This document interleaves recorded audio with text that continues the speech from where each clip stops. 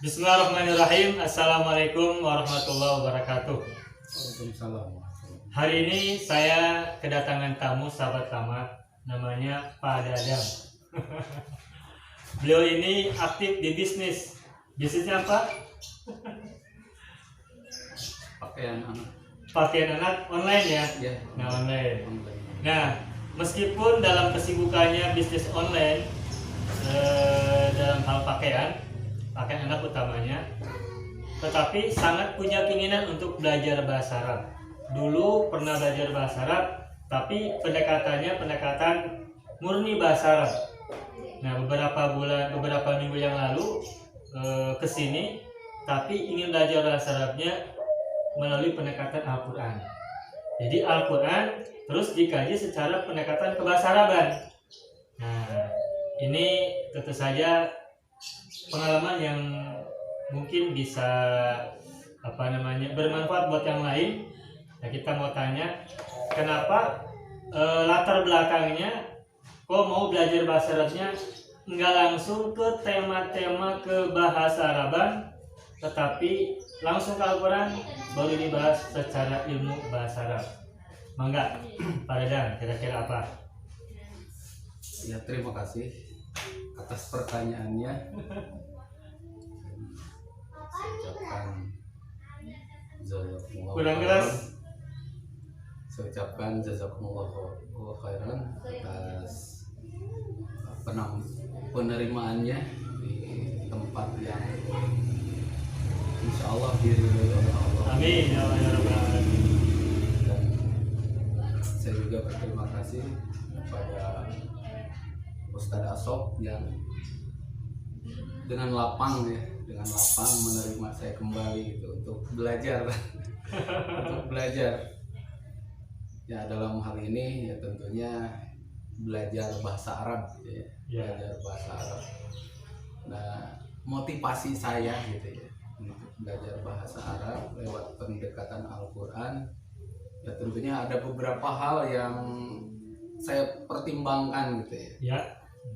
Kalau yang pertama, kalau misalkan kita belajar bahasa Arab dari awal, artinya dengan pendekatan yang ya biasa gitu ya, ataupun misalkan dengan metode pesantren gitu ya, tentunya sudah terbayang gitu ya berapa lama saya Terbayang belajar. lamanya. Iya, betul. Kan berapa lama saya harus belajar, sementara tuntutan yang harus terpenuhi, yaitu yang mana kenapa saya memilih Al-Quran ya, belajar bahasa Arab lewat pendekatan Al-Quran gitu ya. Karena Al-Quran ini tentunya rujukan yang pertama gitu ya, Iya. untuk Sumber pertama ya. Sumber utama untuk kehidupan kita gitu ya, Ya. untuk aturan gitu ya, ataupun syariah ataupun yang lainnya gitu ya. Betul. Gitu ya. Maka kalau saya pribadi belajar dari awal gitu ya, tentunya akan memakan berapa lama kan gitu. Tapi insya Allah saya yakin ketika belajar Al-Quran atau belajar bahasa Arab lewat pendekatan Al-Quran, tentunya bisa lebih terpahami gitu, dan bisa mendapatkan keuntungan yang lebih gitu ya. Satu, bisa belajar nahwu dan sorofnya. Nahwunya dapat. Terus yang kedua ilmu Al-Qurannya. Terus apalagi yang ketiganya pemahaman juga tentang Al-Quran ya.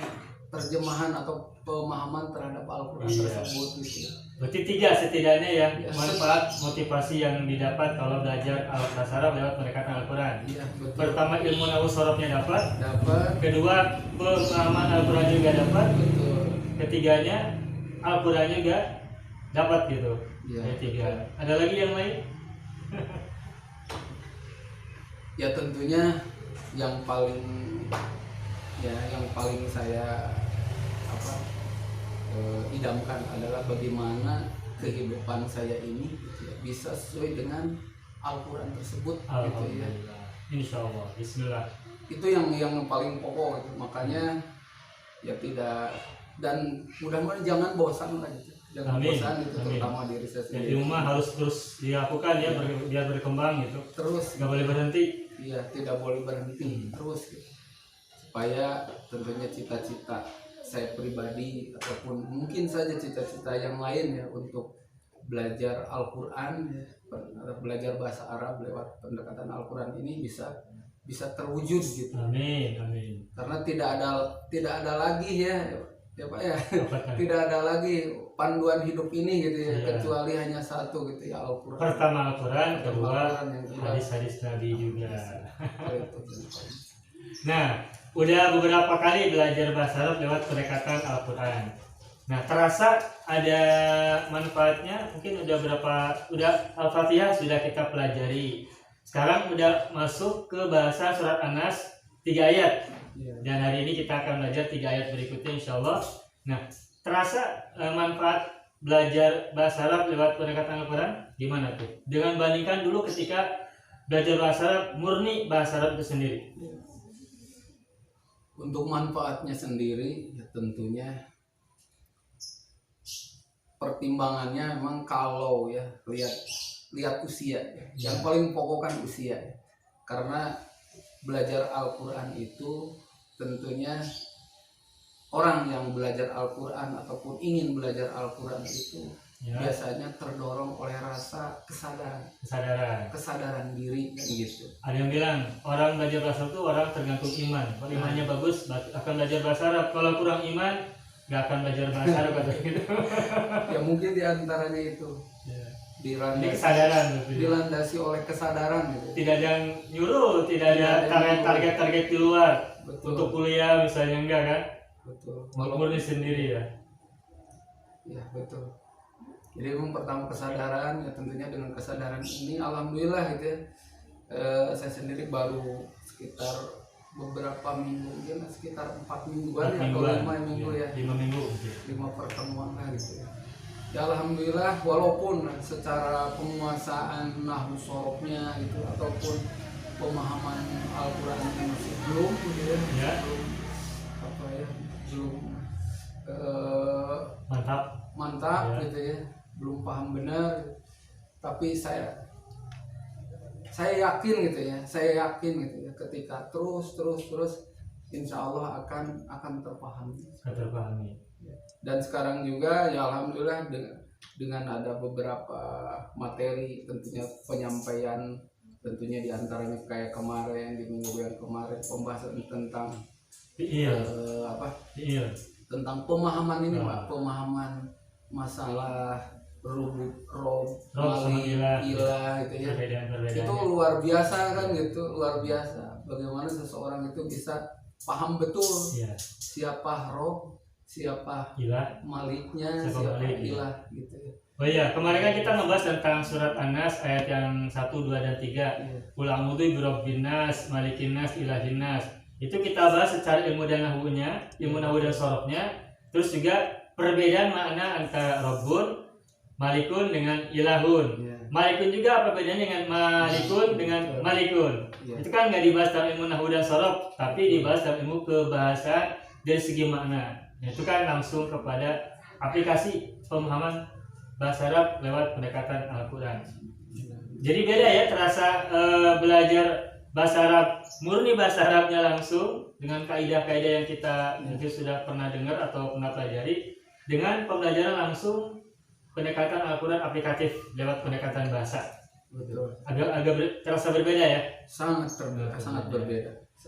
Ya mungkin nanti cara pembelajaran ini juga akan diikuti oleh beberapa orang yang lain mungkin ya.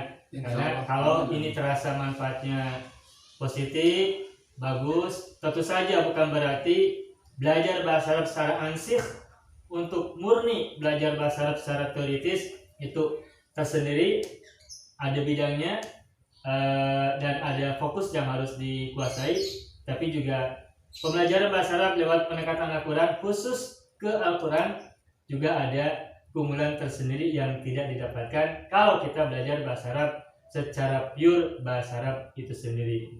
Mungkin itu ya. Iya, betul. Ya, sementara segitu dulu mungkin ngobrol-ngobrolnya. Nanti soalnya kita akan lanjutkan dengan pembelajaran berikutnya langsung ke aplikasi. Masih di surat An-Nas ayat keempat, kelima, dan keenam. Segitu saja teman-teman sekalian. Semoga bermanfaat buat kita semuanya. Dan ini semua adalah karena thalabul ilmi itu adalah wajib untuk setiap muslim. Thalabul ilmi fardhatun ala kulli muslimin. Dan salah satunya adalah bahasa Arab.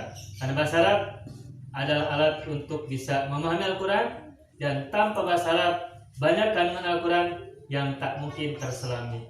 Selamat belajar dan tetap semangat untuk menggapai ilmu-ilmu yang bermanfaat. Assalamualaikum warahmatullahi wabarakatuh.